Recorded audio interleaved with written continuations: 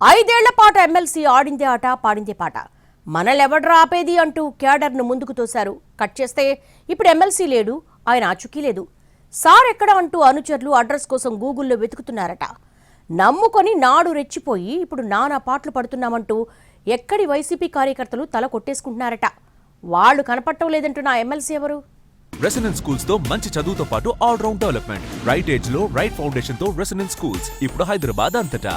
Kuppam politics అంటే care of CM Chandrababu Naidu. నిర్మోహమాటంగా మాట్లాడుకోవాలంటే ఆయన అడ్డా అది. 1989 నుంచి మొదలుపెట్టి ఇప్పటిదాకా ఓటమెరుగని నేతగా అక్కడ కొనసాగుతున్నారాయన. అలాంటి చోట 2019 ఎన్నికల తర్వాత పెద్ద జర్కొచ్చింది. ఇక కుప్పంలో టీడీపీ పనైపోయిందన్న ప్రచారాన్ని పెద్ద ఎత్తున జనంలోకి తీసుకెళ్లే ప్రయత్నం చేసింది వైసీపీ. కట్ చేస్తే ఇప్పుడు అదే పార్టీ అదే గడ్డ మీద క్లిష్ట పరిస్థితుల్లో ఉందని అంటున్నారు రాజకీయ విశ్లేషకులు. కుప్పం నుంచి 2024లో మళ్లీ గెలిచి చంద్రబాబు సీఎం సీట్లో కూర్చుంటే నియోజకవర్గంలో వైసీపీకి నాయకులు లేని పరిస్థితి దాపురించిందని చెప్పుకుంటున్నారు. పార్టీ అధికారంలో ఉన్నప్పుడు నియోజకవర్గ ఇన్ఛార్జిగా పెత్తనం చెలాయించిన ఎమ్మెల్సీ భరత్ ఏమైపోయారంటూ పార్టీ కేడర్ కాగడాలు పెట్టి వెతుకుతోందట.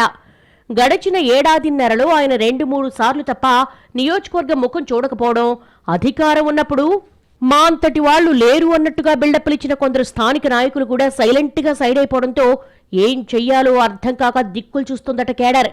సిసలైన నాయకులంటే ప్రతిపక్షంలో ఉన్నప్పుడే కదా అండగా నిలబడాలి.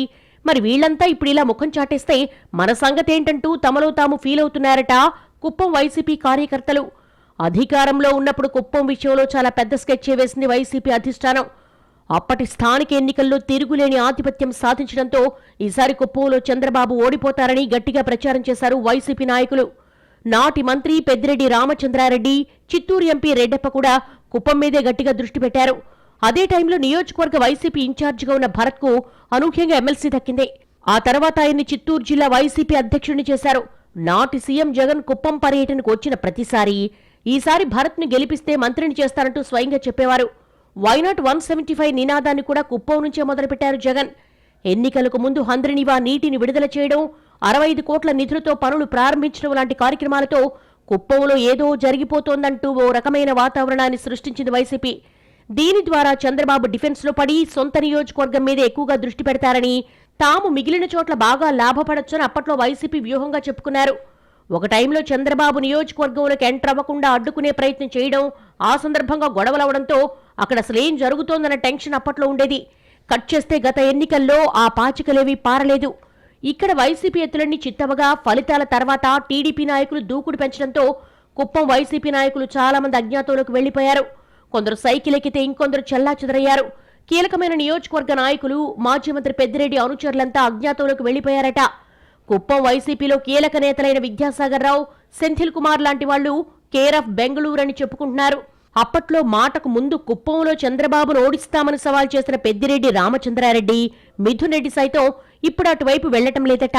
ఇలాంటి పరిస్థితుల్లో పార్టీ కేడర్కు అండగా ఉండాల్సిన నియోజకవర్గ ఇన్ఛార్జ్ ఎమ్మెల్సీ భరత్ మాత్రం నాకేం సంబంధం లేనట్టు హైదరాబాదు, బెంగళూరు ట్రిప్స్ తో టైంపాస్ చేస్తున్నారన్నది స్థానిక కార్యకర్తల ఆవేదన. మెడికల్ కాలేజీల పీపీపీ విధానానికి నిరసనగా ఇటీవల నిర్వహించిన సంతకాల సేకరణను సైతం ఆయన పట్టించుకోకపోవడంతో కార్యకర్తలే మమా అనిపించినట్టుగా తెలిసింది. సార్ రాకపోతే పోయారు, కనీసం మా మీద పెడుతున్న కేసుల గురించైనా పట్టించుకోవాలి కదా, మా బాధలు చెప్పుకోవడానికి ఫోన్లు కూడా తీయకపోతే ఎలాగా అంటూ ఆవేదన వ్యక్తం చేస్తోంది కేడర్. అప్పుడేమో మీకెందుకు నేనున్నానని భరోసా ఇచ్చి రెచ్చగొట్టి, తీరా ఇప్పుడు కేసులు పెడుతుంటే కనీసం మాట వరుసకు కూడా నేనున్నానని చెప్పకుండా గాలి కుదిరేశారన్నది కుప్పం వైసీపీ కేడర్ ఆవేదన. ఒకవేళ పొరపాటున ఫోన్ ఎత్తినా చూసుకోండి, ఇంకా టైం ఉంది కదా, మళ్లీ మాట్లాడదాం అంటూ సైలెంట్గా తప్పించుకుంటున్నారట ఎమ్మెల్సీ భరత్.